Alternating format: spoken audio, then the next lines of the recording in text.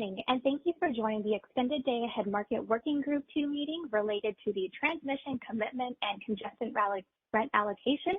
My name is Elisandra Casillas from the California ISO Stakeholder Affairs Group, and I'll be providing support for today's meeting. Deb Levine is a facilitator assigned to this working group, and Emily Hughes is the scribe, along with Bill Pettingale, who is listed as a panelist, is a coordinator overseeing all three of the active EDAM working groups. Next slide, please. Some meeting reminders. These working groups are intended to be collaborative, and we encourage participants to share ideas and perspectives during these meetings. If at any time you have a question, please raise your hand and the facilitator will call on you.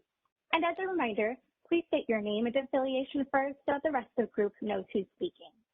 The working group meetings are recorded and video files are posted on the corresponding working group web pages. Please request permission from the ISO before reprinting these transcriptions. Materials related to the Working Group 2 meetings are posted on the associated web page, which is also linked on the resources slide, along with other links to help you engage in the EDAM stakeholder process. Next slide, please. For today's agenda, after my welcome and introduction, I will turn the meeting over to Deb Levine to kick off today's meeting, then to Mark Rockleader, Senior Vice President and Chief Operating Officer of the ISO for opening remarks, then back to Deb, who will proceed with a Working Group 2 status check, then close with upcoming topics. And with that, I'll turn it over to Deb Levine. Thanks, Ellie. Good morning, everyone. Well, we've made it to the last of the working group meetings for working group number 2. So greatly appreciate everyone's participation. And this morning we've got Mark Rockleader on the line who would like to offer some introductory remarks. Mark? You're double muted. What's that? Okay. Can you hear me okay? Yes, I can. Okay. Thanks, Debbie. And similar to yesterday, but not like yesterday, I'm not going to hijack the entire 2 hours. I'm just going to be relatively short here. But I did want to express my sincere appreciation for all the stakeholders' time and attention and collaboration that occurred over the last few months in this work group. I know this work group, it's an important work group, as they all are, and they're dealing with some very important issues. I think the primary takeaway is that we were trying to identify how to maximize the transmission that could be made available to EDAM so as to best unlock the benefits of EDAM, the optimized dispatch. We recognize that there are some real constraints in doing that. Some of those constraints deal with contractual or terms and conditions of OAT rights, so we have to recognize that. But there's also constraints in terms of how can we make and maximize the transmission available that's effectively hurdle-free. Again, the idea there is if we can make it available hurdle-free, not to undermine the compensation for transmission. We understand transmission needs to be compensated, but the point is that if we can make it hurdle-free to the market, can we maximize the benefits by avoiding having pancaked, optimized rates in the system? I think through the discussions, I think I'm beginning to realize that may not be entirely possible, which we already knew. We already knew that the buckets recognized that we were going to have a mix of incentives and how do we maximize those incentives to make transmission available. So in the discussions, it sounds like we had a very good constructive discussions, kind of solidifying the notion of the different buckets, buckets 1, 2, and 3. And I think there were some creative new ideas that were discussed and considered that we will continue to think about as we come up with the straw proposal. I think there were some new ideas that were not originally contemplated, asks including should bucket 2 transmission be allowed to be offered with a usage fee similar to bucket 3, And I think we will continue to consider that, the ramifications of that, the implications, and again, the incentives to, again, maximize transmission. I think the other thing that's continuing to be considered is this notion of unused transmission rights, whether it be OAT rights or legacy long-term rights. And the question there is, how do we manage those, recognize those, and honor those? We understand we have to honor those rights, but is there a way to honor those rights while still making, if there is unused rights available, having the maximum opportunity to use those unused rights, but recognizing that those rights could still be used and not undermining the terms and the ability of those rights to be used later in real time, and what are the implications there?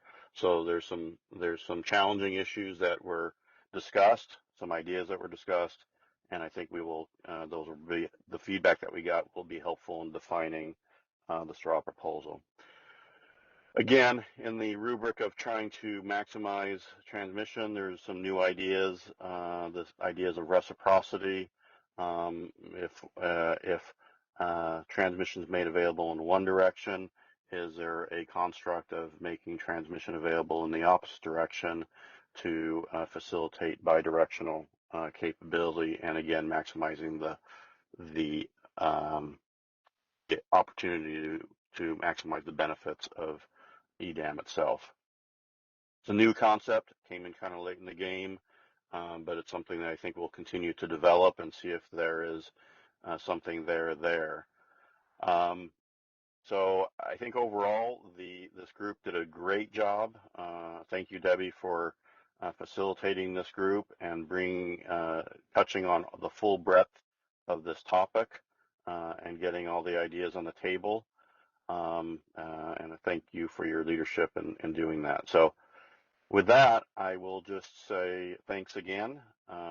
Look forward to the discussion today. I know today is a little bit lighter because we have competition with the board meeting, and I know the 2021-22 transmission plan, ISO transmission plan, is up on the docket there. So there's some people that will be monitoring that and not being able to participate here. We look forward to continued engagement on these subjects as we come up with a straw proposal and have discussions and get feedback on the straw proposal itself. I am confident that the straw proposal will not be where we end up, but it will be a starting point to continue the discussion. But it has been well informed by this group and the discussions that have occurred here. So with that, I'll just say thank you and see if there's any comments or questions for me before I hand it back to Debbie. Do you have any questions or comments you'd like to raise with Mark? If you could please raise your hand.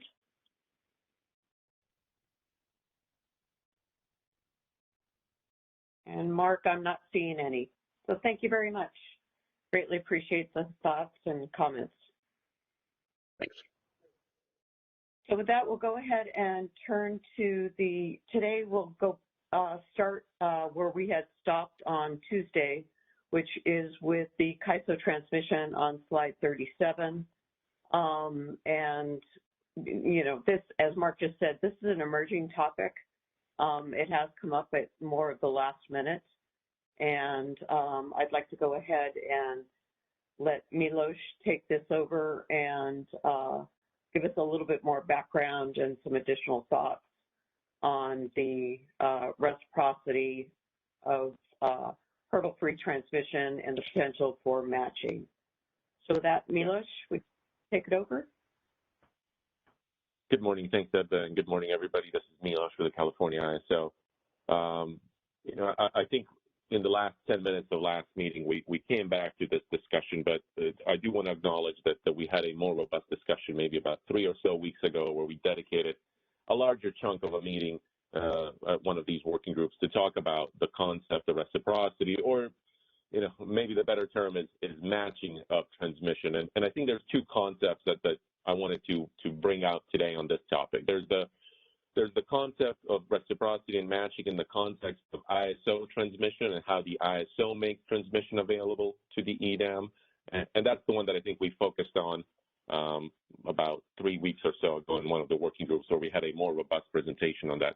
But back then we also introduced, or at least mentioned, the concept of reciprocity applying maybe across the entire EDAM footprint, between EDAM balancing authority areas as well, not just between the ISO and an adjoining EDAM area as to how the ISO brings transmission to the table. So I wanted to explore these two topics a bit more, recap what we discussed before, and maybe some of you that had a chance to participate in those discussions 2 or 3 weeks ago, maybe you've had time to think about some of these concepts, and this would be a good opportunity to share some of that feedback. I do want to note, as Deb noted, as Deb said, that we're introducing this concept. It's, we recognize there's a number of lingering questions and lingering definition that we'll have to work on, and we'll put out more of this information as we think about it, inform these discussions in the straw proposal, where there'll be an opportunity to more formally share perspectives and comments on this as we, I think, hopefully together try to define this concept a little bit more, understanding some of the risks and the benefits of it. So I want to take this discussion in 2 chunks. I want to start first with introducing it in the context of the ISO, and then let's explore this concept of reciprocity, applying it more widely across the EDAM footprint, across other EDAM balancing authority areas, and whether it can translate in that context, whether there are any lingering or additional concerns, anything that we need to consider, whether that's a viable approach of reciprocity across other EDAM BAs that are under the OAT framework.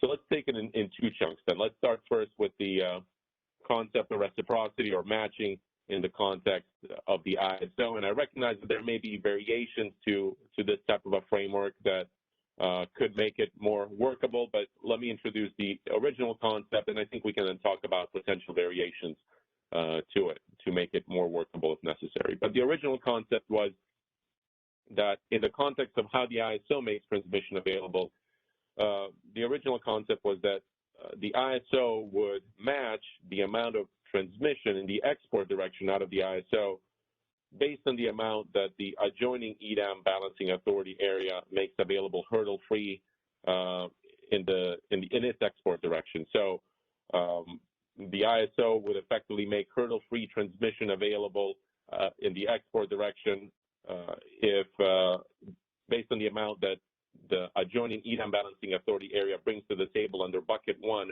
or bucket 2 that's hurdle-free transmission. So as an example, if an adjoining EDAM balancing authority area and adjoining area to the ISO at an interface brings in 100 megawatts of transmission in its export direction to the ISO under its bucket 1 and bucket 2, transmission that's optimizable by the market, the ISO then would match that amount in its export direction. That would be hurdle-free transmission. Anything above that amount at that particular interface would be bucket 3 transmission in the ISO context that is then subject to the hurdle rate. And the idea behind this concept is that, as Mark noted, and as we've been talking about throughout these discussions, is finding ways of maximizing the amount of transmission that's available to the market. Ideally, that would be hurdle-free to be able to derive those mutual benefits.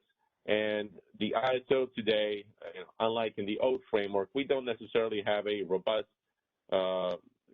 process where parties procure and pay for transmission in advance. Rather, as we've talked about before, the WAC charge or the export charge applies on a transaction by transaction basis, and to the extent that those exports and wheel throughs are scheduled, but we don't have this concept of prepaying for transmission sometime in advance, like in the OAT context, where parties can reserve transmission and prepay it that they bring to the table under bucket 1 or bucket 2. And so this concept recognizes that we would be matching the amount of transmission that's hurdle-free that we bring to the table in the export direction to derive those benefits through the EDAM. Now, we do recognize some of the drawbacks of that approach and that we'll need to consider and do some additional analysis on. But obviously, one concern is foregone WAC revenues of providing that transmission hurdle-free. And I think we'll need to do an analysis to demonstrate or evaluate whether there's that benefit of foregoing those revenues in order to derive those larger benefits of the EDAM and those mutually beneficial transfers that are supported by hurdle-free transmission. So we recognize that, and we intend to do additional analysis on that comparison, and that we hopefully can incorporate into the straw proposal. But there may be also some additional variations to this particular framework that stakeholders may have input on, may have perspectives on, that we certainly would be open to hearing. Again, this is an initial concept to consider, and we're certainly open to building on it, evaluating different variations or derivatives of that concept if necessary. But we certainly want to get some stakeholder feedback on that. So, Deb, maybe this is a good opportunity to pause, and maybe we can go as well to the next slide that raises some questions that I think maybe helps stakeholders tee up additional questions. But maybe this is a good opportunity to pause here in the context of how the ISO could make transmission available in this concept of reciprocity or matching. And then I think we can move on to that broader discussion of the concept. Does this concept of reciprocity, could that extend as well more broadly across other EDAM balancing authority areas? Operator, can you go back a slide, please? Thank you.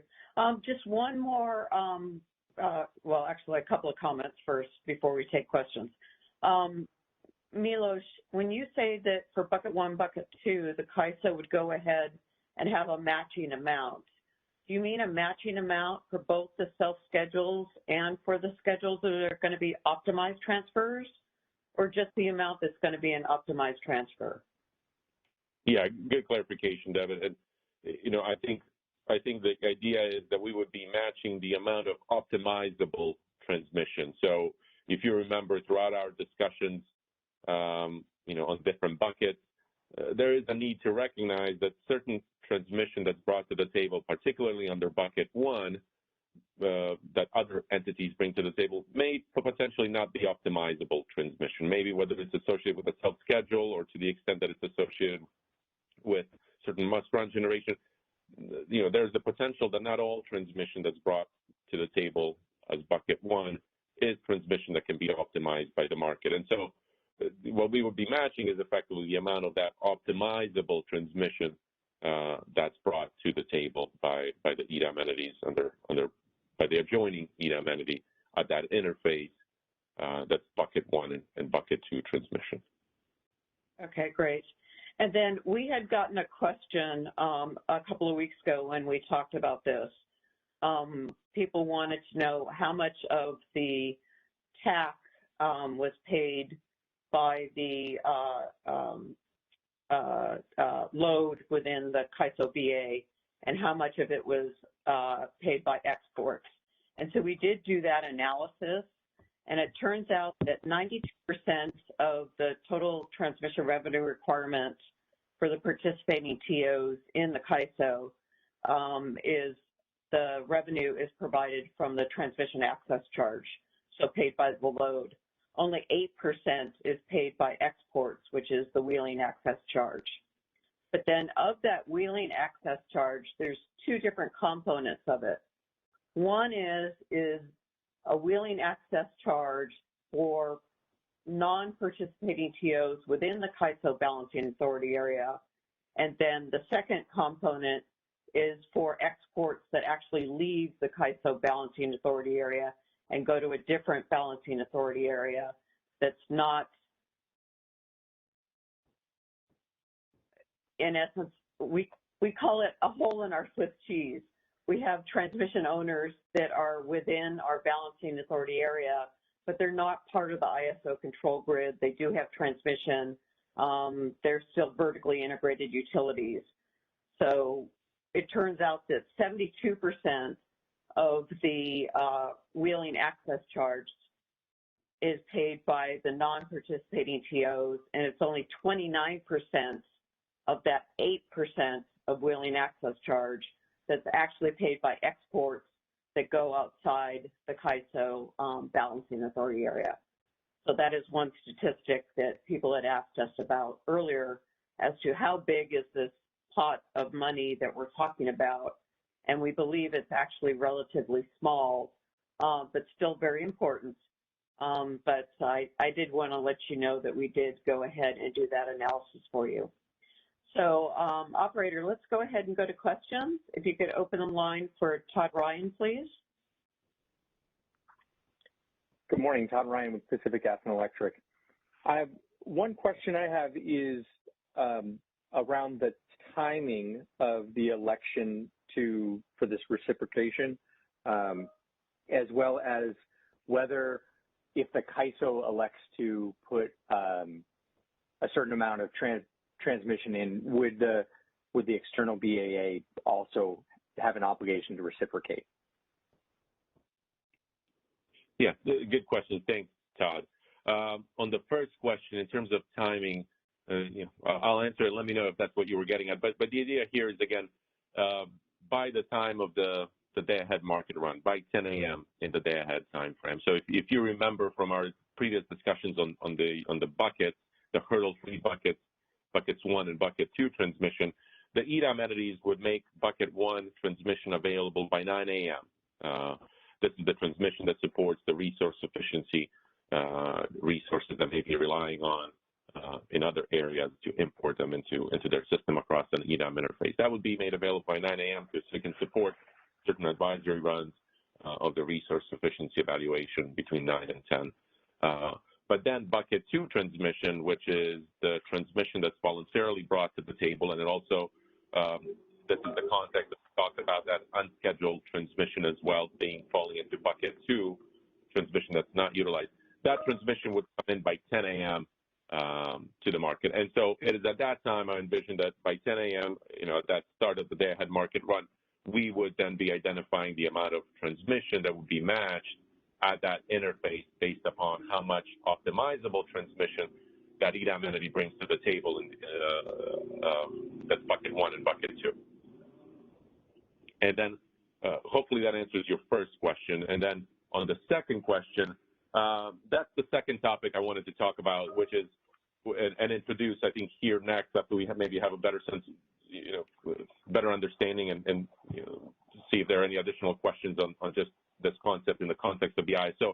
A very good point. The next question will be, can this concept of reciprocity then also be extended to other EDAM balancing authority areas so that they could potentially make some transmission that otherwise would have been bucket 3 for them, subject to a hurdle rate, that they could bring to the table potentially and make hurdle free to increase the amount of transmission that's made available hurdle free at an interface, and that the ISO could match as well, to derive those mutual benefits. But that's a fair thought and fair question that I think we'll also be asking here. Could the other EDAM entities make that available as well? Go ahead. Yeah, I commend the goal of getting as much hurdle-free transmission in the market. I completely want to support that. And I think that something along these lines is workable if we make the reciprocity bidirectional, as in both CAISO can elect to put transmission in and have it reciprocated, as well as the neighbor can elect to put transmission and have it reciprocated, and or the election, the time at which one has to elect to put the transmission in for reciprocation is sufficiently far in advance, because if it's an hour-by-hour decision that's only made by the external party, I can imagine a situation where when they need to import power on a high-load day, they will obviously put in all their importing ATC, but they'll also put in exporting ATC to enable CAISO to reciprocate our exporting ATC, and then they would get their imports hurdle-free. And then when CAISO has a high-load day, we would obviously CAISO would put in all of our importing ATC, and then the external party would have the choice whether to voluntarily give us free transmission, which I doubt, or put in their transmission at a hurdle rate. And that ability to pick and choose will lead to a heads you win, tails CAISO loses situation. So again, I support the goal. I think that we need to be careful that we're not setting up a situation that can be exploited. Thank you. Yeah, no, thank you, Todd. Appreciate it. And let me just, that's a good point. And maybe we can come back to it as well as we hear some other questions and as we tee up this other concept of reciprocity as, applying more broadly. I will note that I think, the intent is that the transmission that is made available, it's made available in the day-ahead time frame on an hourly basis across the 24-hour horizon, so that the market can make those optimized commitments in the day-ahead time frame. So it's not necessarily something that can, at least in the day-ahead, that they're actively changing after the day-ahead market run, but rather it's locked in, across that 24-hour horizon on an hourly basis. It can vary hour by hour, but it's, across the 24-hour horizon in the day-ahead time frame. So great thought, great question. Maybe we can come back to it as well as we hear other perspectives on it and walk through that scenario a bit more. But good question, Todd. Okay, great. Operator, can you open up the line for Doug Boccignoni, please? Hi, Doug Boccignoni for the Bay Area Municipal Transmission Group. Just wanted to follow up on what Todd Ryan's comments. It seems like if you were going to have this kind of reciprocity approach, it would need to apply to all the participants. And I think then that leads to effectively the party that decides to, make available the export direction transmission is, how do I say, export from its BAA would effectively require the opposite BAA to make its transmission in the export direction available. So it seems like the decision making gets handed off to the another BAA to make, and I don't know. To me, that it doesn't seem like that's. I think it's more or less, Milos said, it's more matching rather than reciprocity. I mean, to me, the reciprocity would be if the exporting BAA is making transmission available from its, exporting from its BAA, maybe the importing BAA matches that import. But I don't know. To me, sort of conceptually, what makes sense is if the transmission's already been paid for by somebody, either by some party in the direction it's being used, has already bought that transmission, then there shouldn't be a hurdle rate for that transmission. It's already been paid for. Now, maybe they should be entitled to the compensation based on the value that, the transfer revenues or their share of the transfer revenues. But the underlying cost of the transmission has been covered by someone else. And, CAISO hasn't, it's what the numbers you just illustrate, CAISO hasn't sold very much export transmission. So it really hasn't had that transmission paid for. I think what would be more appropriate would be to have an approach where, if the transmission's already been sold, the transmission provider's already been compensated for that, then, there should be no hurdle rate. I think what that suggests then is there might be a lot more bucket 3 transmission, and then each BAA has to decide, are they willing to discount that bucket 3 transmission? Yeah. And I think there's lots of good reasons to discount the bucket 3 transmission.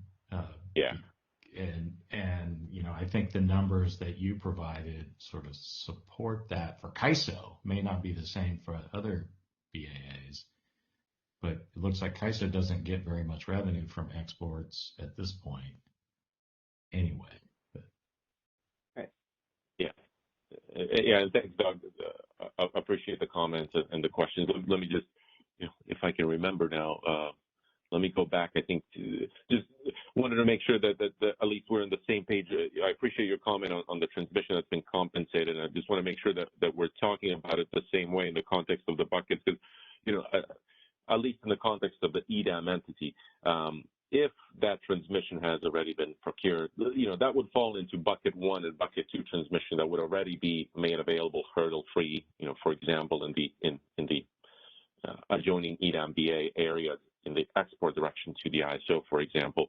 That would fit into bucket 1 and bucket 2 transmission, meaning they're not getting a hurdle additional, at least under this construct of they're not getting an additional hurdle rate for that transmission.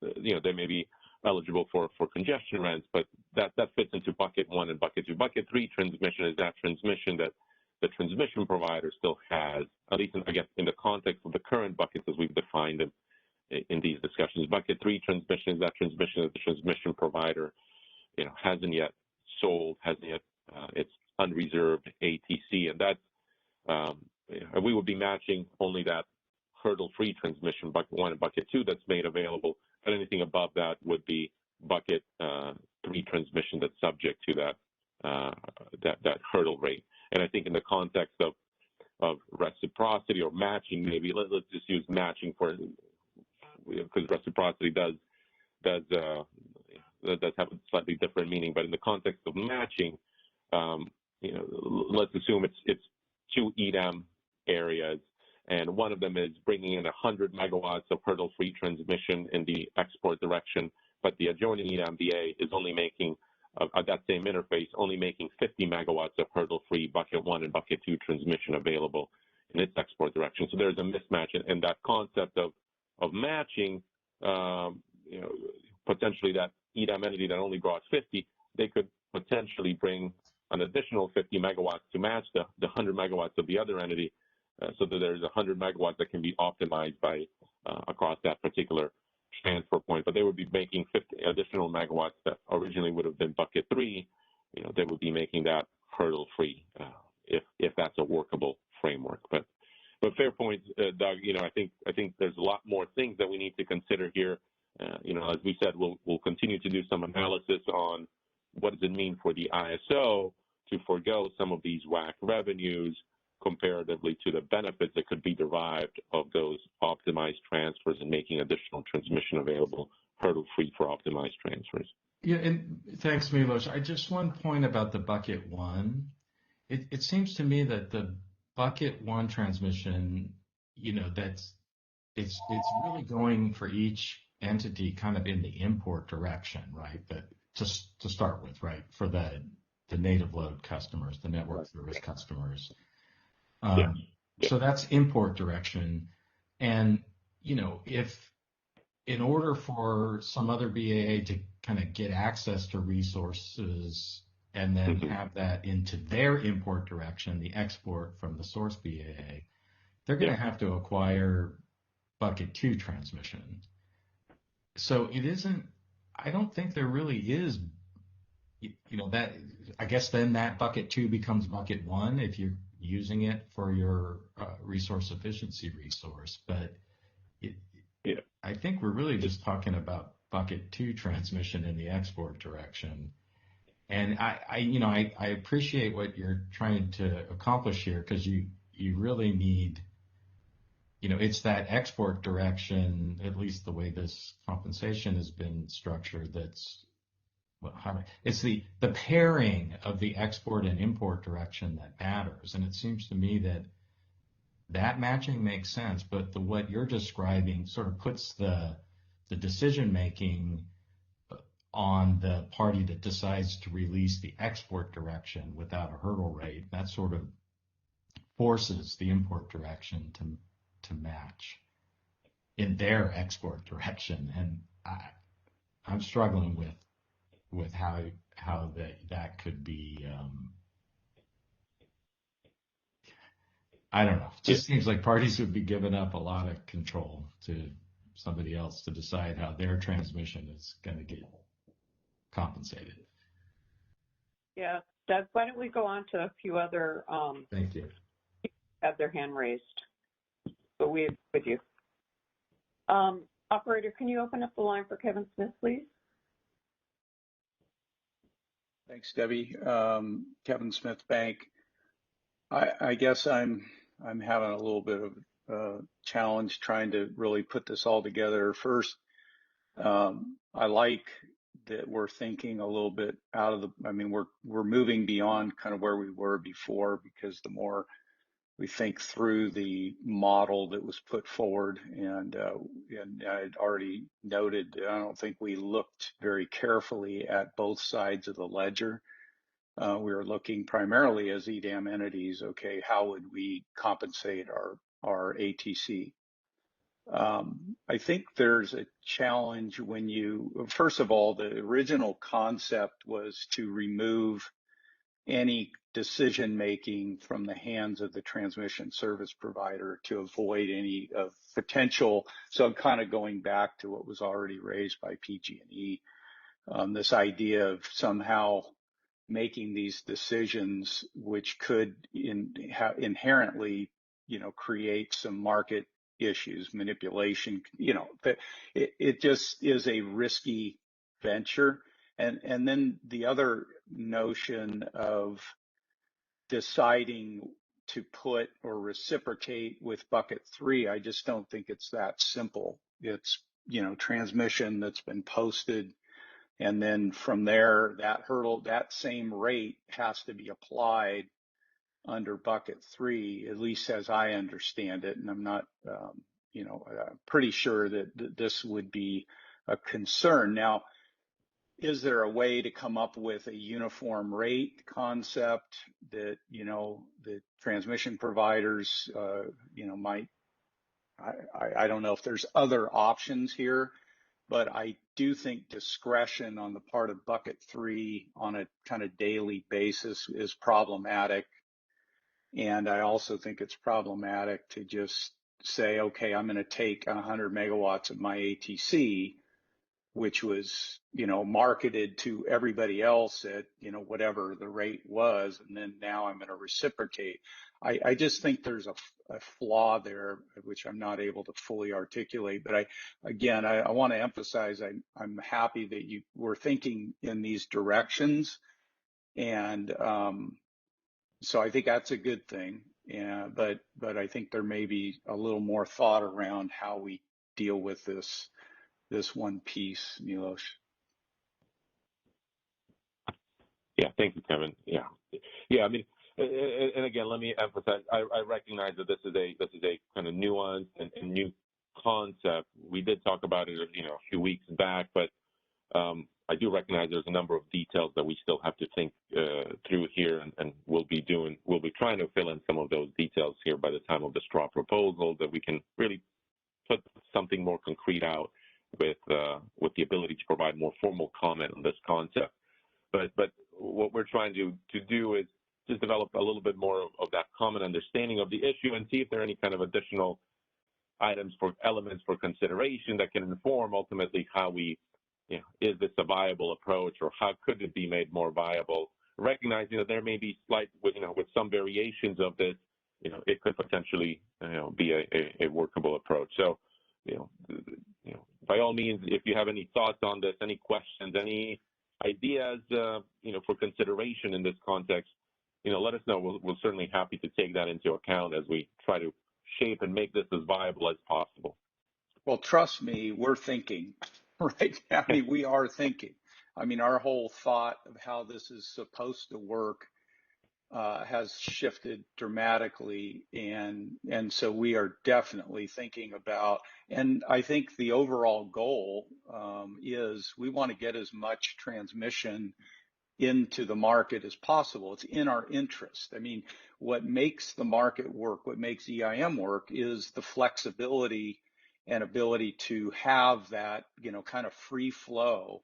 It's benefited, a bank tremendously because of, significant amount of transfer capability between our RBA and CAISO and other EDAM entities. So that is the value there. And so we have every reason to try to make the most transmission available. We just have to do it within the structures that are legally permissible, as well as, but clearly we want to find that. And I'm glad we're kind of talking through this issue, because it's very helpful. So thank you very much. Yeah. This is Mark. Can you hear me okay? Yeah. So in this vein, and this is, again, thinking outside the box, but I do want to put on the table that up to this point, we've been thinking that any charge or any cost, to the extent there is a transmission cost that's going to be incorporated into bucket 3 or whatever or whatever bucket, is kind of like a usage cost, and it's incorporated into the optimization. And I have not thought through it completely, but I want to just open up the door of thinking that, is there an alternative? Is there an alternative that we could let the optimization go hurdle free, but somehow find a way to account for those, I'll just say, wheel through transfers that are utilizing the system, and do that outside, or account for that money outside of the optimization. Now, you'll probably have to put some limitations on that, because you'll have to bound it by, certainly you don't want those costs to be in excess of the benefits accruing to someone, which I think is potentially manageable. But maybe incorporating that transmission cost is not meant to be a marginal part of the marginal optimization. And again, it's too late to be adding it to the work group discussion, but I just wanted to open up the idea of thinking about that and see if it takes us somewhere. Mark, just to comment on it, since I'm still unmuted, I mean, I think this is an idea we have to think through. I think there are variations of that as well. So I do think this is something, honestly, we've talked about, and just as we banter these things back and forth with different folks. And so I think you're thinking, I mean, I think it's something that has to be looked at, as well as maybe some other issues. Maybe there's some kind of a small volumetric application or some other, but that obviously might be, within the optimization, outside, I don't know. But there seems like that, we have to address the missing money issue somewhere. Or at least anticipate there may be, lost revenues, and that's not going to be acceptable either to ISO load and regulators, or outside, entities, regulators and commissions and boards, et cetera. So, but I do think you're touching on an idea that probably needs to be looked at. Yeah, just to add that, I recognize lost revenues is not acceptable unless it's balanced by quantifiable benefits or some kind of offsetting revenue somewhere else. So I understand that, but I think there is ways of thinking about this, such that it's not just perceived as a lost revenue. Well, one of the challenges a transmission service provider, you have, everything's ledgered, everything's in its own box today. And so, as we move towards this different market, you have to start thinking in ways that are a little more holistic as opposed to just ledgered. Now that's a difficult challenge, but I think what you're kind of getting at is a concept that, in the end, we're all about looking to see benefit from EDAM, and how that benefit flows may not be strictly in the column of transmission revenue, but it may be an overall benefit of economic redispatch and the other things that go along with it, and the other, benefits we've all discussed. So anyway, I'm gonna park that. Yeah. That I agree with you. Thank you. Thanks for changing ideas on that. Okay. Operator, could you go ahead and open the line for Dave Rubin, please?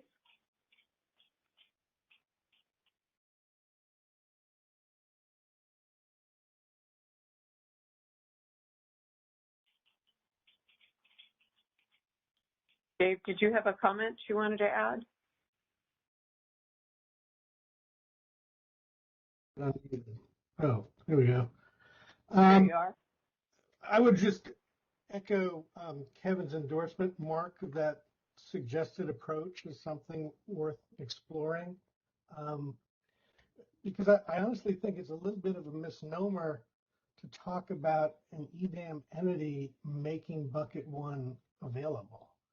You know, because I guess the way I would understand it is, for example, today, California entities have, let's say, 300 megawatts of geothermal purchases in Nevada that they have firm point to point to the California border to import. Now, I don't know if they plan on optimizing that transmission or self-scheduling it. I would assume it may be the latter, since they've, you know, bought the power, and geothermal is fairly stable in terms of output, you know, most of the time during the day. But there's not necessarily going to be a lot of bucket one optimized transmission out of the state. So, you know, I also agree with all of the issues, the market power concerns, and really just sort of the reciprocity issues that come up with that proposed approach. So I think looking at this through fresh eyes and taking, you know, a different way to make more of the transmission available, I think is going to be essential, because I do not think this reciprocity approach is going to get us to where we need to be, if it's even implementable. Okay, thanks, David. Appreciate that. Operator, can you open the line for Jeff Nelson, please? Good morning, Jeff Nelson, SCE. Just a couple additional thoughts on this. Again, I do hope we can find ways, and I'm keeping an open mind and exploring things. But any proposal needs to be non-discriminatory. So we can't set up rules that say the ISO gives away bucket 3, but no one else does. So whatever our principles are, it has to be non-discriminatory. Goose and gander rules here. Also, it's not clear to me if there's a way of pulling the hurdle rates out of the LMP and doing them separately. There might be. That's what we do today. But maybe that could be something that's explored. And finally, I like the reciprocity idea, but I think you can be further than that. I mean, you can have reciprocity. Matching is maybe a better word. I mean, if two people have got sort of head-to-head bucket 3 transmission, one person's bucket 3 going out, another person's bucket 3 going in, you could convert both of those to bucket 1.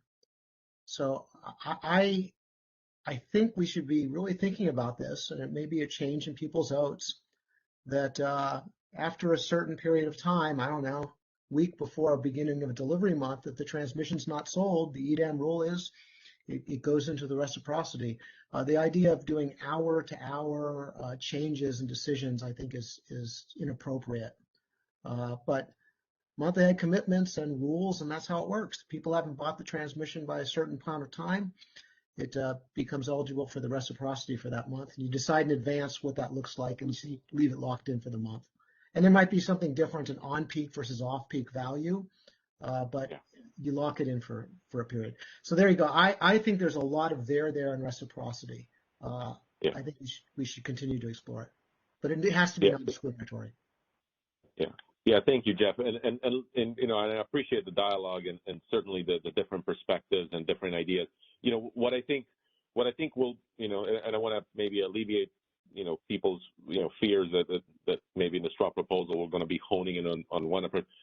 I think in the straw proposal, I envision that we would evaluate, you know, put out a couple of different concepts for more formal comment and consideration. And I envision that as we go through the different iterations of the proposal, you know, we may be able to find variations together and informed by those comments on an approach that we ultimately, you know, think is the best one to go forward. But I do envision on this concept of reciprocity, particularly how the ISO also makes transmission available. I think we can explore a couple of different concepts, vet them out a bit more, and then allow for more formal feedback and you know, variations to those throughout the stakeholder process. So appreciate really all these thoughts and perspectives. I think it's really going to help us explore a couple of ideas a bit more in depth that we can then socialize more broadly for formal comment.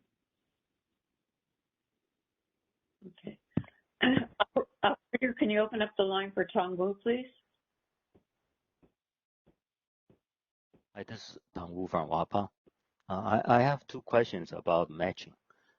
First is this matching intertie by intertie, interface by interface, or this is matching by EDAM BAs. So in other words, if a party brings bucket 1 at one intertype point, would the same party get bucket 2 at a different interface? Yeah, that's my first question. Yeah, let me clarify that, Tong, and fair question. I know we've talked about now a number of different concepts, but in the original concept, as we were thinking about the concept of matching, and I do want to acknowledge that we've heard now a number of different ideas and maybe moving away from this concept or varying it in some way. But in the original concept of matching, the thought was it would be a tie point by tie point with the appropriate interface with the EDAM entity. So it's at the interfaces with an adjoining EDAM balancing authority area, and however much hurdle-free transmission is brought at that particular interface, that's the amount of hurdle-free that's matched. So it's interface by interface with an EDAM balancing authority area, not with, it's not relevant with a non-EDAM BA. Yeah, let's say, for example, let's assume that bank joins EDAM, and then there are several interfaces. Let's say Cottonwood 230 is an interface, Tesla Tracy 230 is another interface, Tesla 500 Tracy 500 is another interface, Tesla 115 is another interface. There are many interfaces or many scheduling points. Are these matching by these different scheduling points? For example, if I bring bucket 1 at Cottonwood, and then I'm going to get bucket 2 at the Cottonwood in the opposite direction. So I'm not going to get bucket 2 at the Tracy Tesla point. Or you basically mix it. So at this point, doesn't matter which point is BA to BA. Yeah, and fair question. I'll preface this by noting I'm not too familiar with the topology necessarily between bank and the ISO, but the intent here is that this matching would occur at whichever interface or whichever level of granularity the EDAM transfers are going to be supported. And I'm not sure how ultimately that translates to the topology that you just mentioned, Tong, but the intent is that at the appropriate interface where the EDAM is going to schedule those optimized transfers. And I'm not sure in your scenario, if that happens across every one of those interfaces, but it's at those interfaces wherever that transfer is going to be scheduled. Okay. So this, instead of saying Tesla or whatever specific name, just say there is scheduling point A and the scheduling point B. And the matching is at A or at the B. There's no cross matching between A and B. Is that right? Or yeah, in first instance, I would think that would be right. Yeah, if especially if we're scheduling transfers across those points individually and separately, then yeah, I would envision that the matching would occur by that point A or point B. Okay. My second question is about the meaning of a matching. Is this from a scheduling point of view, market operation point of view? In that case, in your IFM or ROC, when you do the optimization, you consider this transmission available. That's one perspective. The other perspective is really settlement concept, because for non-ISO entities, they have this concept of scheduling transmission. So they cannot scheduling energy before they go to Oasis and buy transmission, right? So they have to buy transmission and then to make it the energy transfer. But for ISO market, that's not a concept. You just simply do your optimization. There's not a step that you go and get the transmission. So from that point of view, it seems to me it looks like more like it's a settlement concept. Let's say, for example, if one party brings import to the ISO bucket 1, then the ISO says, okay, I gave you bucket 2. And ISO would simply do the optimization as it does, regardless whether this bucket 2 transmission is given to this party or not. Rather, is after the fact, ISO would say, based on the amount of a bucket one that you bring in, I'm going to waive the willing access charge for you. Okay, I'm not going to charge you that $16 per megawatt to the extent that you brought your bucket one. Is that the concept? I don't think that was the original concept, but I think we can certainly, again, explore some of that. But I think the original concept was, I think, as you stated at the beginning, that there's a certain amount of transmission that's matched at a particular interface that then is considered in the IFM and RUC as transmission available to optimize transfers, hurdle-free, meaning that it's not a hurdle in the optimization that's considered to, make optimized commitment decisions. So it's hurdle-free transmission that unlike bucket 3, doesn't have a hurdle that has to be crossed in order for the market to consider the economics of optimizing that generation. I don't know if that helped, Colin, or not. Yeah. I think maybe we should think about more about this. Yeah. Yeah, and we can go ahead and talk about it more in that offline meeting. Okay.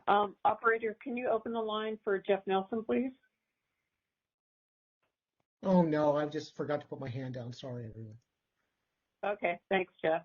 Operator, can you open the line for Steve Greenleaf?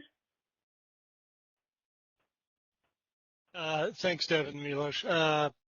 Steve Greenleaf, Brookfield. One, I guess, question or set of issues to put on the table, and I have to profess between this meeting and last, my head still is spinning a little bit, but trying to track all this. But as we move forward, I know the CAISO acknowledged the need at some point to further consider in the context of EDAM the wheel-through rights that are to be developed under the Market Scheduling and Priorities Initiative Phase 2. Yeah.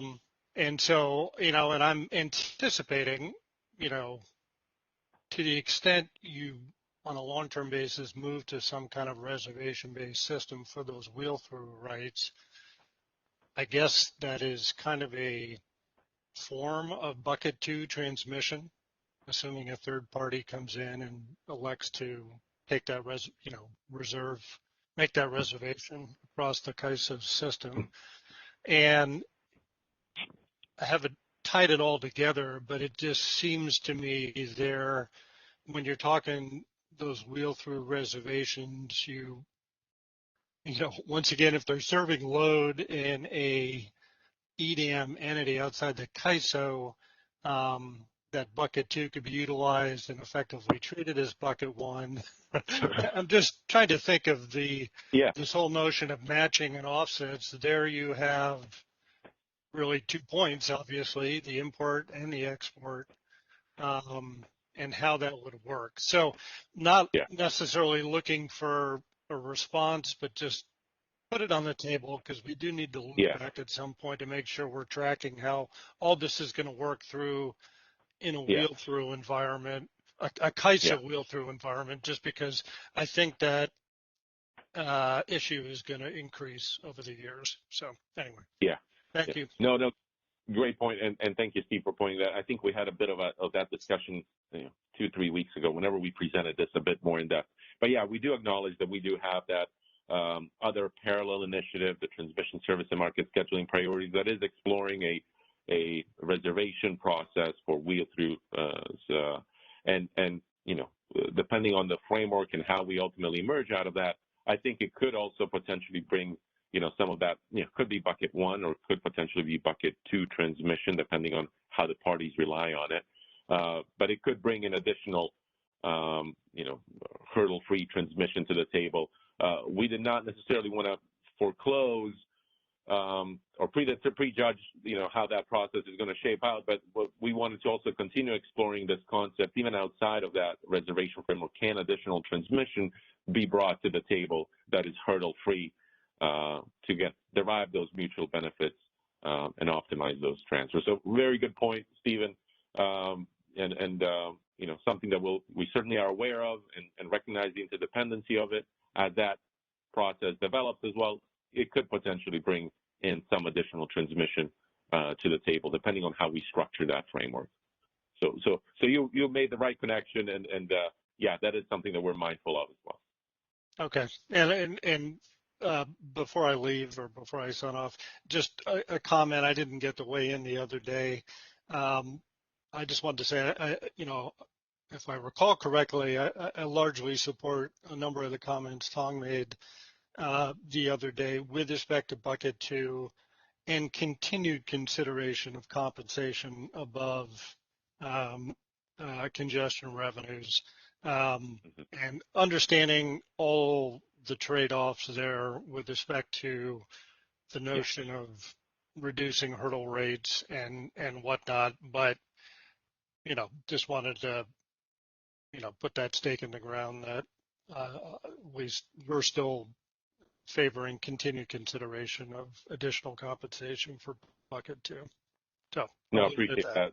Thanks. Yeah, no, appreciate that, Steve, as well. And I think we've heard that as well from a number of other stakeholders, the merit of continuing to evaluate. And I think what you'll see us in the straw proposal do is, continue evaluating that in the table, but more formally try to walk through some of those pros and cons based on some of the input that we've heard in the discussions. And what does it mean, again, in this larger picture, in this larger context of maximizing the transmission that's made available, to derive those mutual benefits of EDAM transfer. So I think we'll continue considering that. We recognize that throughout this process and throughout these working groups, we've vetted a number of different concepts and ideas, and you'll see us carry some of those into that straw proposal to allow really that opportunity for more formal comment by stakeholders and allowing us to develop it a little bit further based on the feedback that we've heard. So appreciate you, Steve, bringing that up, and wanted to reassure you that we'll continue keeping that through just so that we can get more formally evaluated and get some more of that formal feedback. I do recognize we walked through over these 2.5 months, we walked through a number of topics fairly quickly, but it's been very helpful to hear some of the feedback and some of the perspectives that I think we'll be able to carry into that straw proposal to at least continue vetting as we go through the process. I appreciate that, Steve. Yeah, thank you. All right, and we'll take the last question from Kathleen Colbert, operator. If you could open her line. Great, thank you. This is Kathleen Colbert from Vistra. Can you hear me? Yes. Okay, great. I just wanted to comment on some of the statements that Mark Rothleader said about thinking outside of the box on this issue, and say that I'm very encouraged to hear that kind of communication and messaging. I'd also like to make a request that that the CAISO, when it develops its straw proposal, since it is going to include options, to consider including Vistra's proposal that we submitted with a solution. It's on slide 11 of our January 18th presentation, where we teed up the idea of talking about a competitive solicitation that would occur outside of the market, where rights could be sold, and it would be on a granularity kind of aligned with those transmission rights, yearly, monthly, weekly, but add a daily resale time period on T-2. Transmission right holders would submit those offers, and then whoever was administering the solicitation, this is the key part, right, would look at that offer to see if their expected incremental benefits that could be achieved through EDAM exceeds the offer that right holder is showing their willingness to be able to release them or resell them for purposes of EDAM.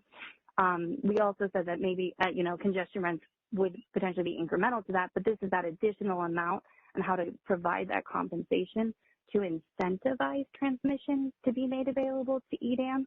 And I understand it's just a starting place. I just asking again the CAISO to please consider, at least in the set of options, this idea to help incentivize transmission to be made available hurdle-free that's owned by others in their straw proposal. So we could see formal comments in response to it.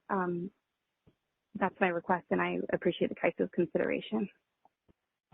Thank you, Kathleen. Yeah, this is Milos. Let me just respond. I appreciate Kathleen and appreciate the effort and putting that forward. Yeah, we certainly will consider it more and see how we can best weave that into the proposal for consideration. But I appreciate you certainly bringing that forward. Okay, operator, could we jump 2 slides and we'll go into intertie bidding.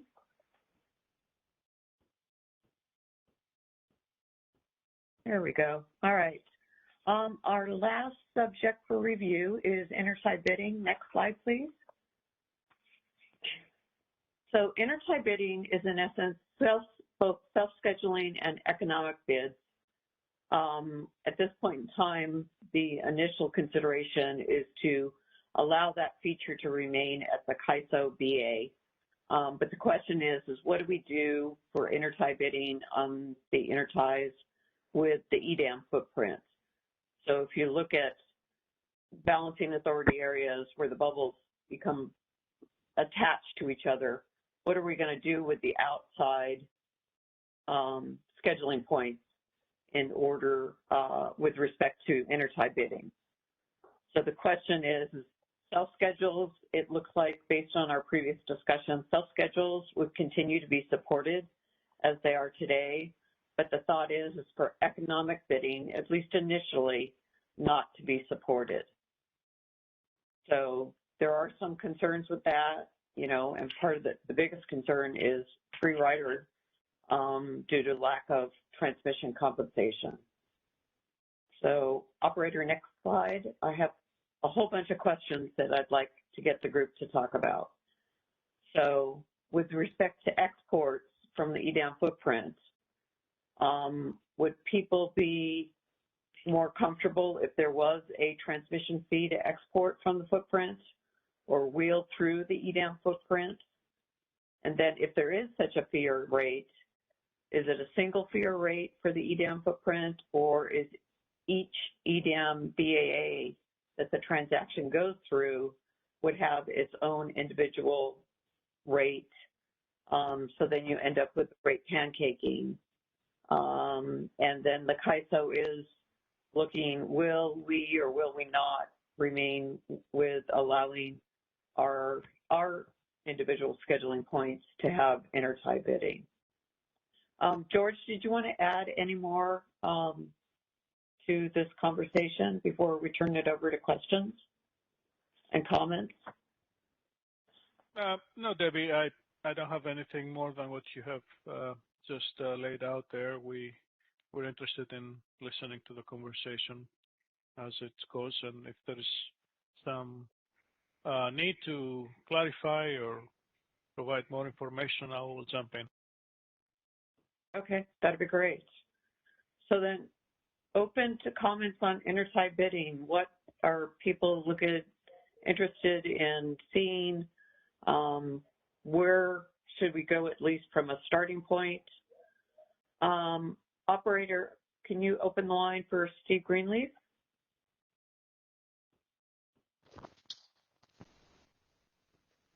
Sorry, Deb, Steve Greenleaf, Brookfield. I actually forgot to lower my hand, but I'll just say, you know, at a minimum, I certainly support intertie bidding continuing at the CAISO border.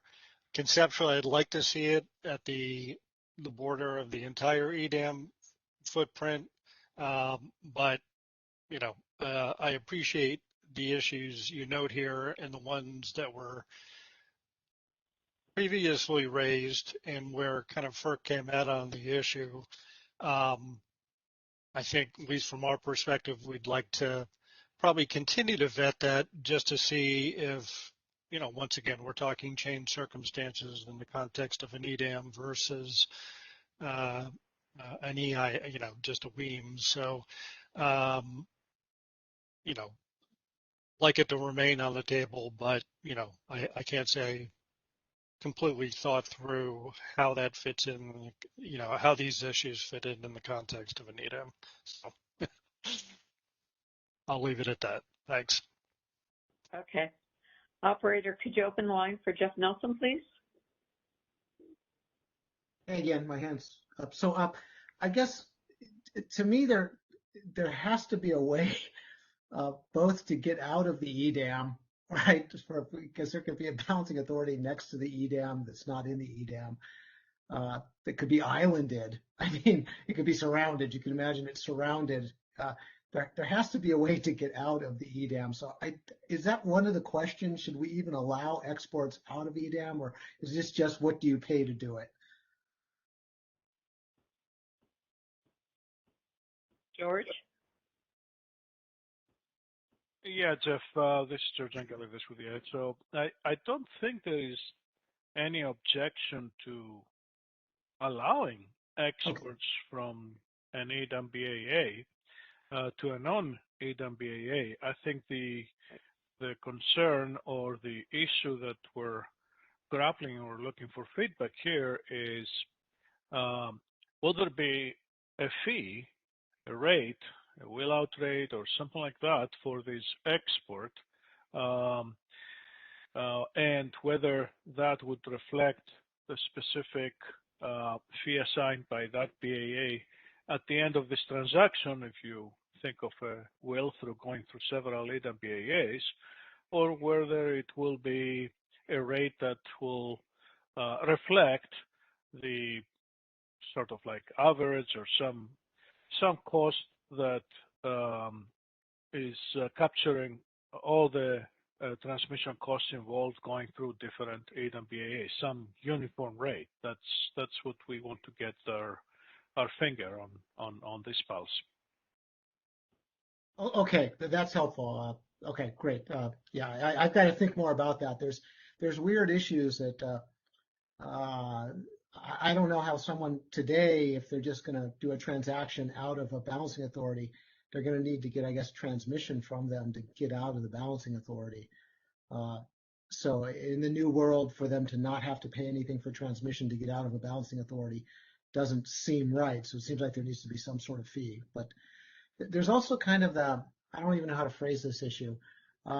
Depending on what we do with sort of rate pancaking and the like the marginal price to export might be very high, and this gets into one of Mark's earlier questions or ideas on rate pancaking. I mean, if to pull out of balancing authority C, you have to get power from balancing authority A to balancing authority B to balancing authority C, and there's all these bucket 3 transmissions with rate pancaking. Seems like the marginal price is going to be really high because it's going to bake in all those transmission fees. And if that's the case, all those bucket 3 holders are going to get paid for their transmission. So you would kind of see the transmission already getting paid for and the marginal price being high. So if we don't do that, if there's some other framework, the marginal price might be a lot lower, and then the transmission holders are not getting any of the transmission fees. So I think a lot of these pieces move together. But anyways, I'll stop. Thank you for clarifying. And I'm going to put my pen down. Okay. Just to kind of tease that out a little bit more, I think that as far as if there's a balancing authority area that is surrounded by EDAM BAs, my recollection, and George, correct me if I'm wrong, is that economic schedule going across is an import into EDAM, and imports were going to be allowed. And then the second piece is that all self-schedules are still allowed. But maybe, George, you could talk a little bit about the difference between regular bids and self-schedules. Yes, thank you, Debbie. So as we have said in the past, I believe no one opposes to the idea of having import and export self-schedules at the boundary of EDAM. So this would be imports from non-EDAM BAAs or exports to non-EDAM BAAs. The self-schedule reflects a bilateral contract. Obviously, we want to facilitate that, and we will also consider the self-schedules in the resource sufficiency evaluation. So this is clear, I believe. The questions that have been raised, and we probably need to get through here, is what we're doing with bids. And as you mentioned, for import bids at the boundary of EDAM, with the exception of ISO scheduling points, the current going assumption is that we won't allow them in EDAM for the reason that you mentioned. And now the question comes on what happens with export bids. And this is also a sensitive subject. It also brings the free rider issue, which of course now in this case you do have possibly a fee, a transmission fee for that export, which what we're asking here, whether it's going to be a uniform fee or a BAA specific fee.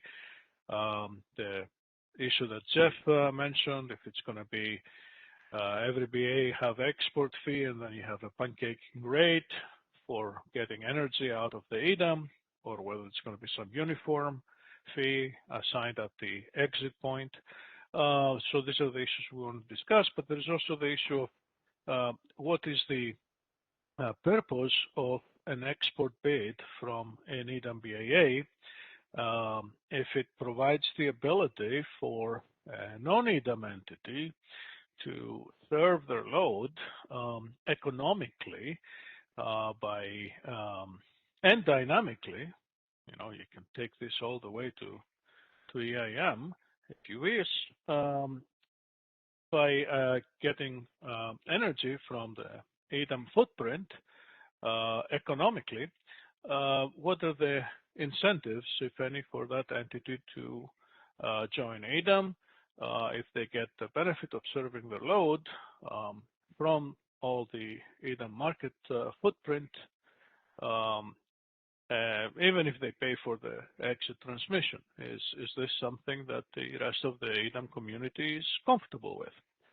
And then the other issue that we'll probably have to discuss when it comes to sub-schedules is export sub-schedule priority. We have discussed this issue specifically for the ISO Balancing Authority area. We have put procedures in place that they distinguish high priority exports from low priority exports with respect to serving load.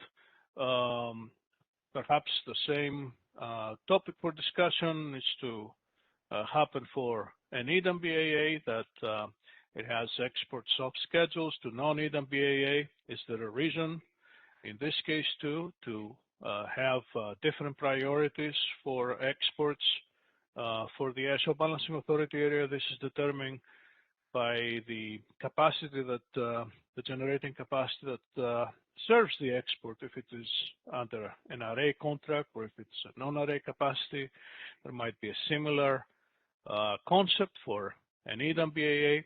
So these are all items that we should probably have a discussion on and try to get to some consensus on how we want to move forward.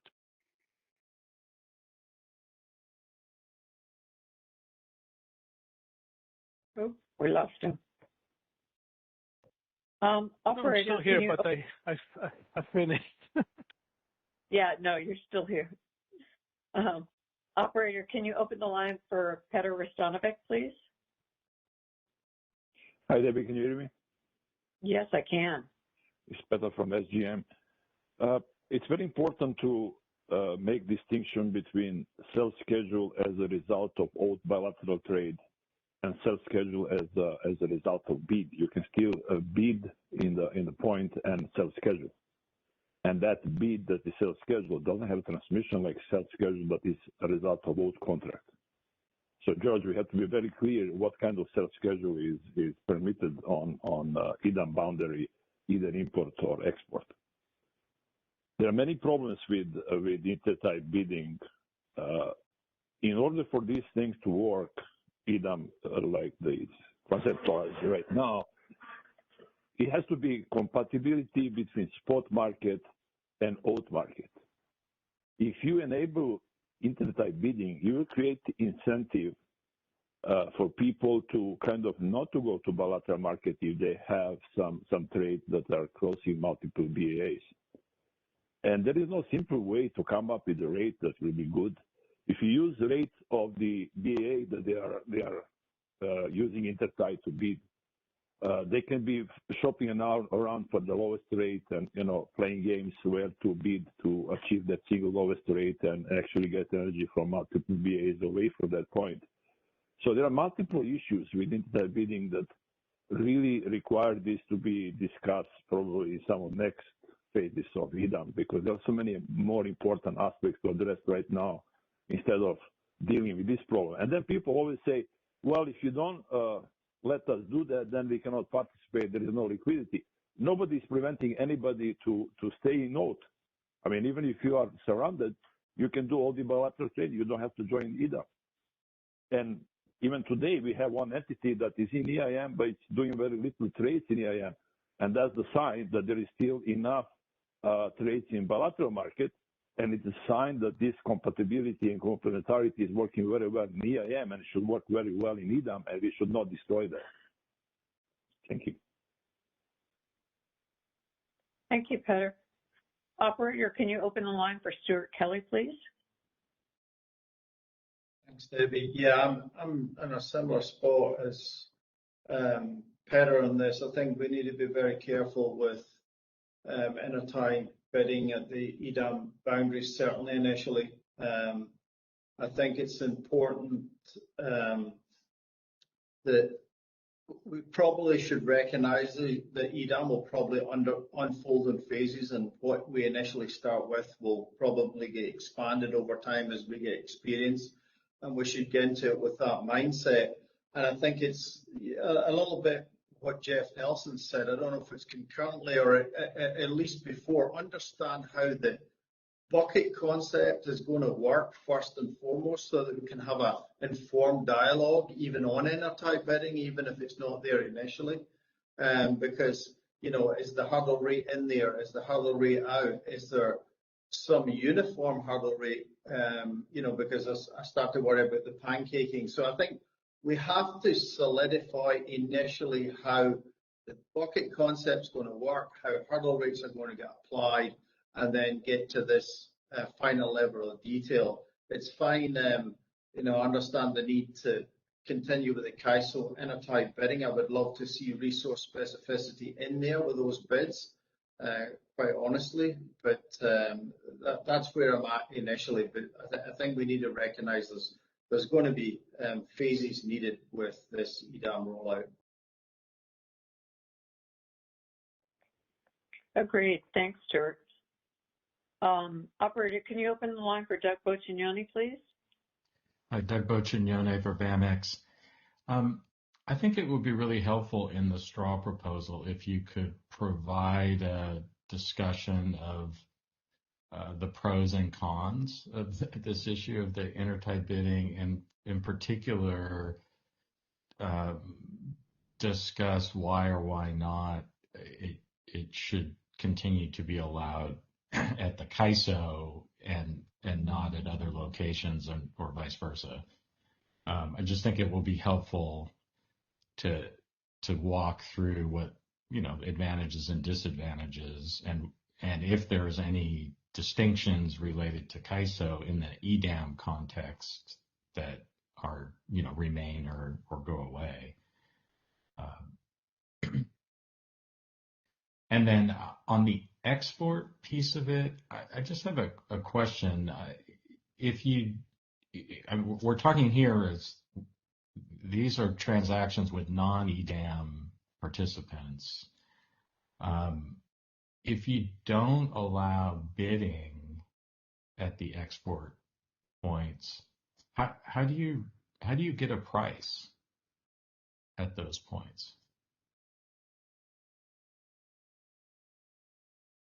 Or was George, are you saying this is there just some kind of fee? Were we just talking about the hurdle rate itself, and you'd still have bids? So even without bids, we can calculate a marginal energy price at every location of the grid. Theoretically, this is the incremental cost of serving the next increment of demand at that location.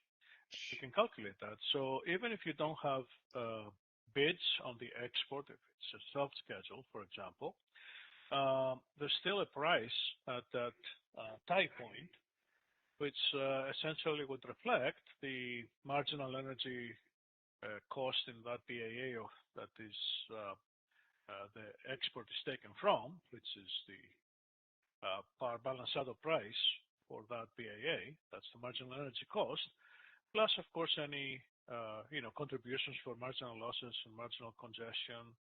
And if you have a scheduling limit that is hit in that export direction, that has a shadow price that factors in.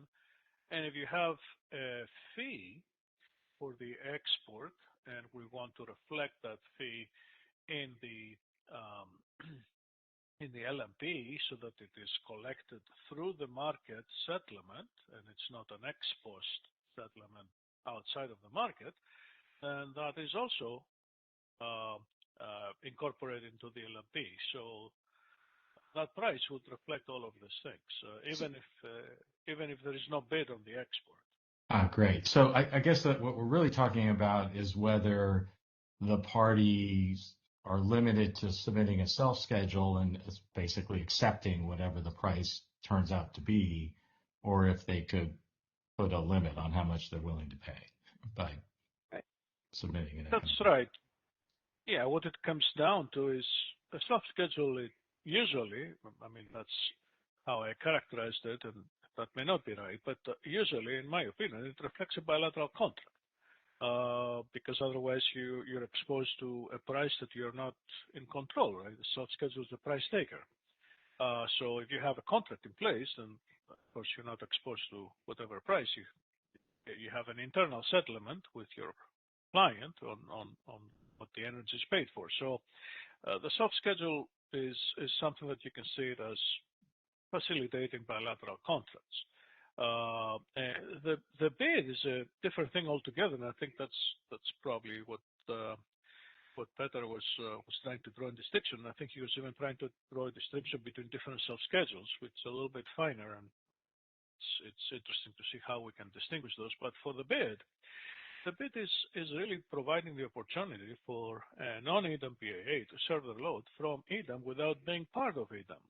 So that is a different issue altogether, and it's of possible concern to all the EDAM members whether this should be a feature of the EDAM market that can be used to serve load not with a contract, but just economically out of the market without the participant being part of the market. So that's a different issue altogether.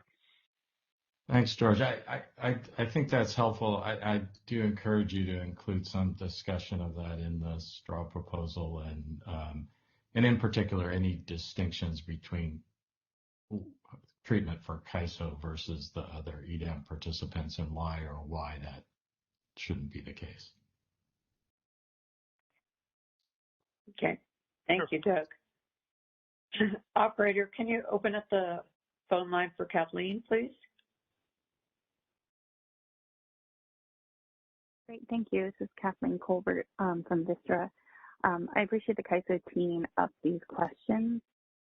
One thing that I share a perspective for you to take back and think about as you develop the straw proposal. Our perspective on this point is that EDAM is going to be a complement to the existing daily transmission reservation processes and bilateral contracting, as I've heard Peter and others say. So it's important that we recognize EDAM is going to impact those activities. And consequently, we need EDAM design to be able to address the fact that it is adding this complement by ensuring competition and access from all types of market participants to the areas within EDAM to mitigate any adverse impacts that might affect those participants. This intertie bidding component is one that we think is really critical to ensure open access is respected.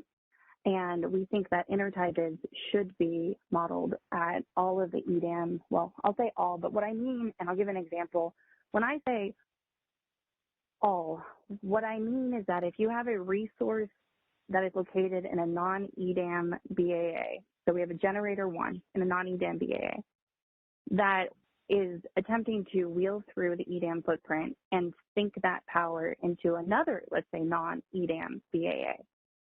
It's important that we not interfere with existing market practices and ensure that there is a path for that generator to submit either an economic bid or a self-schedule, because that is that scheduling coordinator's right to determine how it wants to participate at a scheduling point that allows it access to wheel through EDAM to then export into the area that it is attempting to serve power to.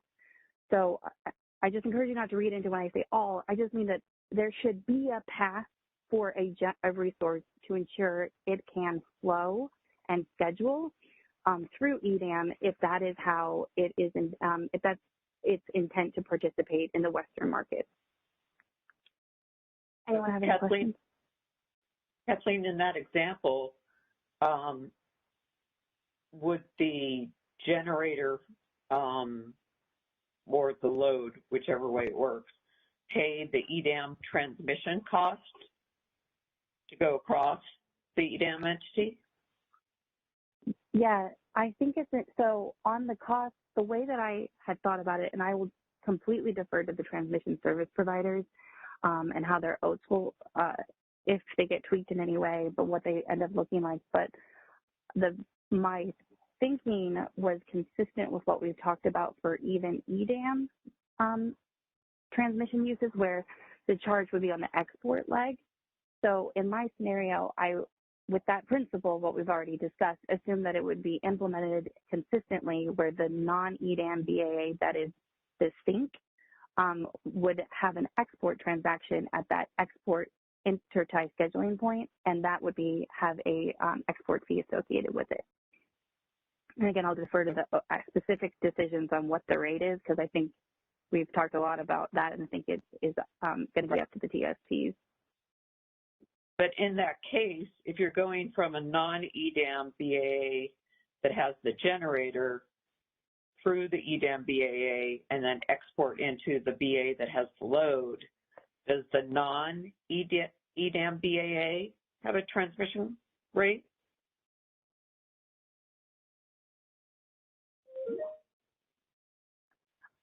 Are you asking if the non-EDAM load, right? Because that's the scenario, is a load submits an export transaction at a scheduling point to export energy from the EDAM footprint. If they have a transmission fee, I don't know if, I think it depends on the OAT if they would apply a fee on the import leg.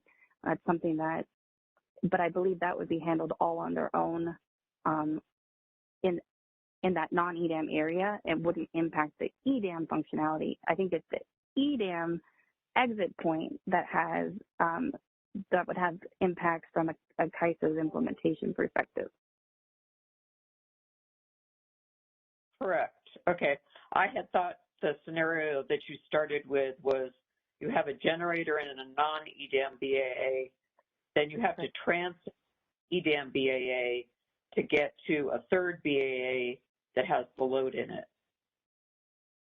Yeah, and the third BAA with the load would be the one that would have the export transaction that would be trying to export the energy out of the EDAM footprint. And that was where, consistent with what the group has talked about on export legs being assessed the charge that we envisioned the charge would be. I'll leave you with one more comment, which is your specific question about the CAISO boundary. While I understand there may be implementation challenges with setting this up across the entire EDAM footprint because we don't have intertie scheduling points in EIM today, that may be impacting the timeline. We do think that it is most definitely a non-starter to remove intertie bidding from the CAISO boundary. And I'll give you a very simple scenario of if there is a resource that is, if that generator in the non-EDAM area has been or intends to sell resource adequacy to California, by removing those intertie scheduling points, our understanding is you would be cutting off that resource from offering their supply into the RA market, which is its own discriminatory issue above and beyond the energy market. But it's a really important flag, I think, to raise here is that it really doesn't seem to us that there's a discussion point of removing any of the CAISO intertie bidding points because it would bar other entities from offering their services that may do so today. I also think it will have big impacts on the CRR auction if you remove those points. So I just wanted to raise those two reasons why we just strongly encourage that not to be on the table. Understood, although I would note that most of the bucket one transactions from external BAAs are self-schedules because they've already been established well in advance. But understand the point that you're making about removing intertie bidding. Operator, can we open the line for Petar Rastanovic again? Hey, Debbie, thank you again. Concerning different scenarios, bilaterals should work with EDAM the same way as they are working without EDAM. So all these scenarios, EDAM to non-EDAM, non-EDAM to EDAM to non-EDAM, within EDAM, everything should work the same as today in bilateral, except that some mechanisms should be put in place to provide some kind of perfect hedge of CRRs to isolate those firm schedules from LMP's impact and congestion. Concerning RSC, maybe there is a potential for RSC-specific import into BAA to be enabled to bid in, because that's very similar to pseudo-tie, because we cannot prevent pseudo-ties. So that's maybe one aspect of this that can be considered, because that will not create a bad incentive for people to try to kind of get best of two worlds.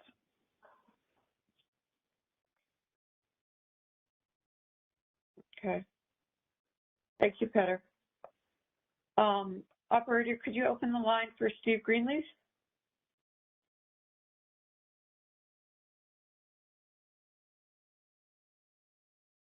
Steve, go ahead. Steve, are you on mute? You may have your device on mute. I did. Sorry, I had switched. Can you hear me? Yes. Okay. Yeah, Steve Greenleaf with the film.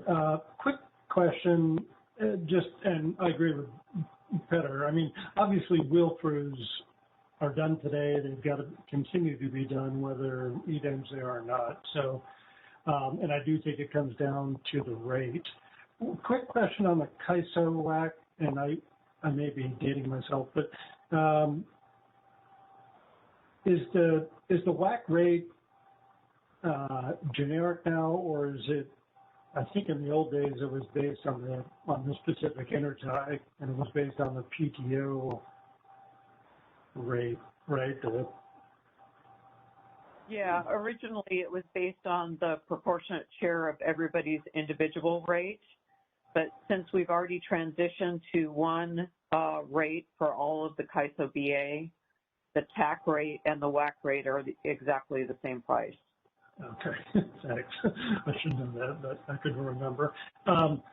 So in the context of EDAM, I mean, yeah, I mean, maybe an average rate makes sense, and I'm just thinking of a wheel-through rate as opposed to based on at the export point. But just one point for consideration, and I'm not sure how relevant it is, but I remember several years ago there were issues in the context of EIM on wheel-throughs, and I know the CAISO has been putting out data on that, I believe, but it's not something I've looked at with respect to actual wheel-through flows and lean.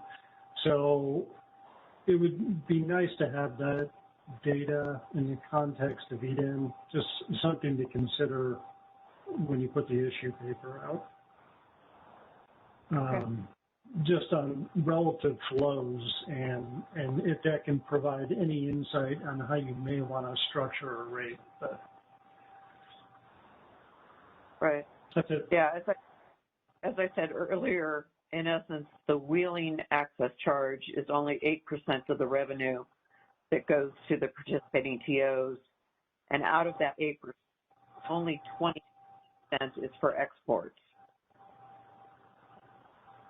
Yeah, and I know that's a CAISO specific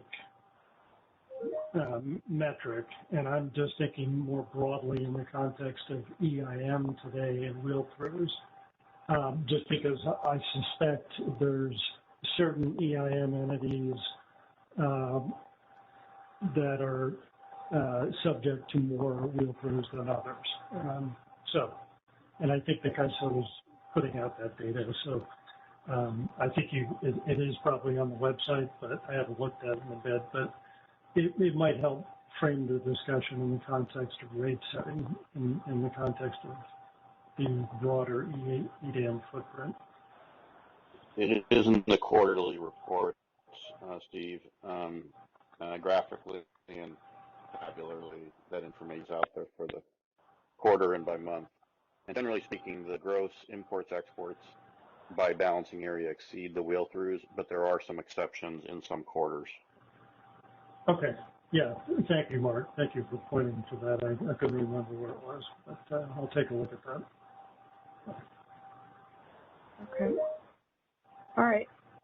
Anyone else have any additional thoughts on Interside bidding?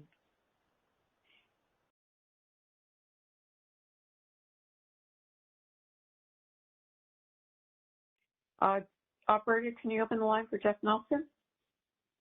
Hi again. I think I know the answer, but I just want to ask in case. So if we've got an EDAM border and someone puts a bid to export out, is there any way of knowing where the source of that power is? Right? What balancing authority sort of the source of the power is? Well, you ultimately have the tags, but I'll let George respond. Yeah, I mean, we can see the tag at the end and see, but, when we run the market and we don't know the tag, essentially that, if we're talking about a bid, it will be economically scheduled, and who provides the energy? The energy is coming out of the entire market footprint. There's no way that we can associate this export with a specific resource as if it was a unit contingent export, for example, unless we use the concept that we described earlier here about transmission contracts that you specify the source and the sink, and they have to be balanced, they're tied together with sales schedules and things like that. Besides that specific construct, no, we cannot say which is the resource or the resources that provide the energy for that export. Yeah, or even the balancing authority that provides the energy. Correct. True, but that energy could also be provided by other balancing authorities through the transfers. I mean, it's the entire grid is interconnected, and we optimize the entire grid. So, it's really hard to say where the energy is coming from. We can definitely say it's coming from the EDAM market. That's all we can say. Yeah, I know that's the answer. I was just wondering if buried in the optimization, there kind of is sort of a shadow resource that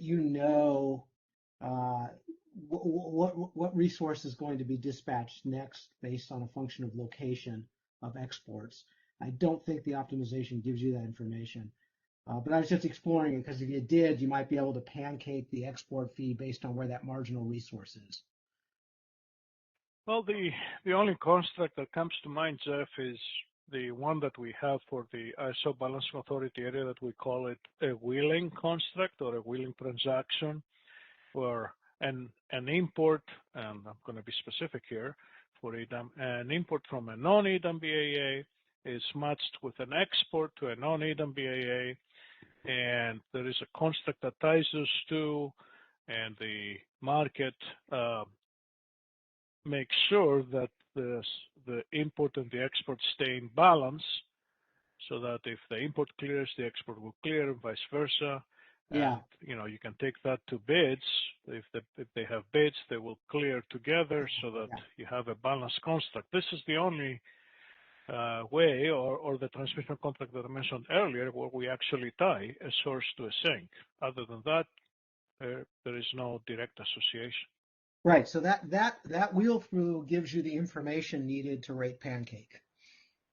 Right? Because maybe, sort of, correct, kind of, sort of, because you don't know the flow that actually happens. You just know an input, and output. You don't. So you don't, but there is a tag. Yeah. There is a tag at the end, or you can make assumptions. But of course, this is a specific case for the wheel through, right? For a general export that it's not tied with a source, we wouldn't know, right? Yeah, I know we normally don't. I was just thinking if there's something balanced, some shadows somewhere within the optimization that could let you deem a source. And then if you could deem a source, then you can Pancake properly. I don't think there is, but I thought I'd ask. Thank you, George. Okay. All right. Anyone else have any last thoughts about any of the issues that we've talked about in this working group to help form the straw proposal? I'll just open it up to any thoughts. Operator, can you open the line for Emma Danielson, please?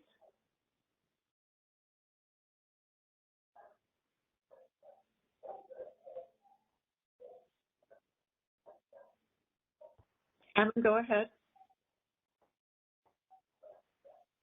You might be on mute. Your phone on mute.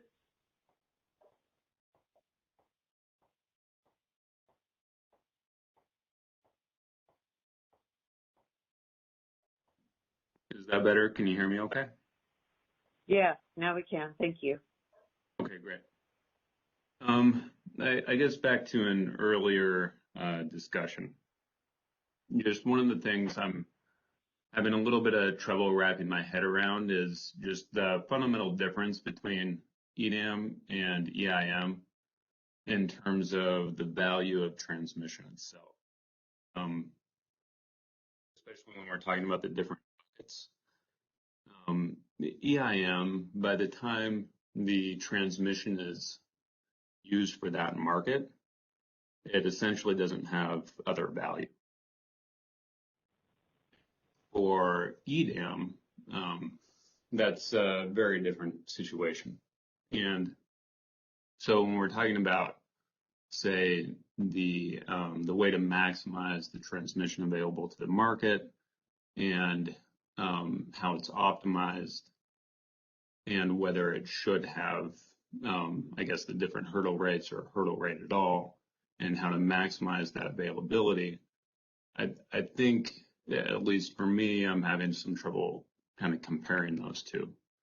And that if we don't have a sort of appropriate dollar amount associated transmission and really the different transmission values for each BAs, I'm concerned about that's impact on the overall optimization, and that then essentially transmission would not be optimized, and the economic impact itself would not be optimized, and I guess the overall value of transmission in the market, maybe the market at large,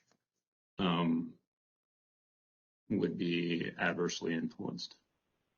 So I'm not sure if I might be missing something there, or certainly if that's a proposal that's being, I know it's somewhat new, but some of that, if that could be explained more in the white paper or the straw proposal, I would certainly appreciate it. All right, thank you. Operator, could you open the line for Seth Cochran, please? Thank you. This is Seth with DC Energy.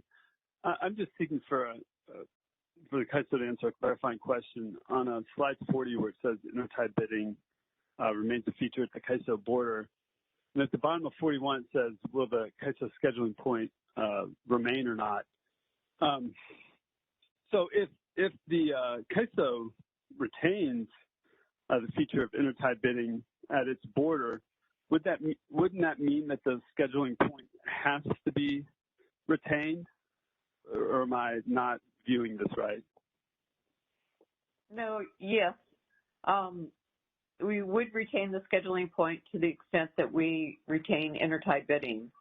The original thoughts was to go ahead and retain intertie bidding, but after going back and forth, the reason for having the open question was to have a further discussion on whether CAISO should retain the intertie bidding at the CAISO scheduling points.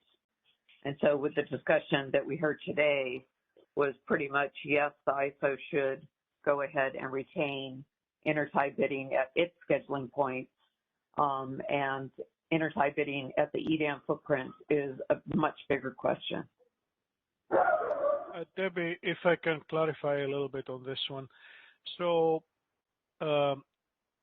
even without intertie bidding, or even with the replacement of the scheduling points with transfers, we will still retain the scheduling points for the purpose of CRRs, because they will still be used as sources and sinks for CRRs, specifically for the ISO Balancing Authority area I'm referring to.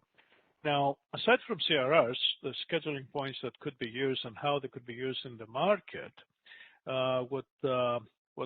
what Debbie have said, of course, is any scheduling points with non-EDAM BAAs will be maintained, because we will support import and export bids at those locations. The question that needs to be asked next, and we need to clarify here, is what happens to the scheduling points with an EDAM BAA? So normally what we expect is that those are not going to be used anymore for import and export bids, because you will have now transfers at these locations with the EDAM BAA where they're located. And we did mention an exception to that for external participants, for non-EDAM BAAs, that they have acquired the rights to go through the EDAM BAA to get to the California ISO BAA border, in which case, in this particular scenarios, you could have import and export bids of those non-EDAM BAAs at the scheduling point, going through an EDAM BAA, because they're using their acquired rights to go through that EDAM BAA. So there are different scenarios here, and I'm hoping I'm not complicating the issue, but I want to lay out so that we all are on the same page regarding to what happens to those scheduling points. Thank you. Okay.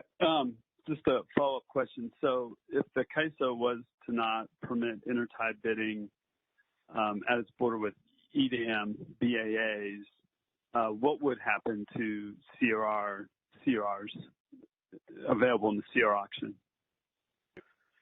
Oh, that is not related, actually, because the CRRs are really hedging instruments to hedge for congestion differences between a source and a sink.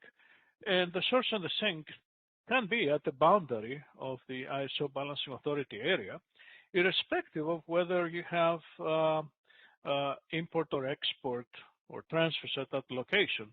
A specific participant, maybe they're using a bucket one transfer to provide energy to serve the ISO load from a generator in an EDAM BAA, or they may be using economically a bucket two transfer to do the same thing, and they want to get hedge for their cost of congestion between the ISO border and the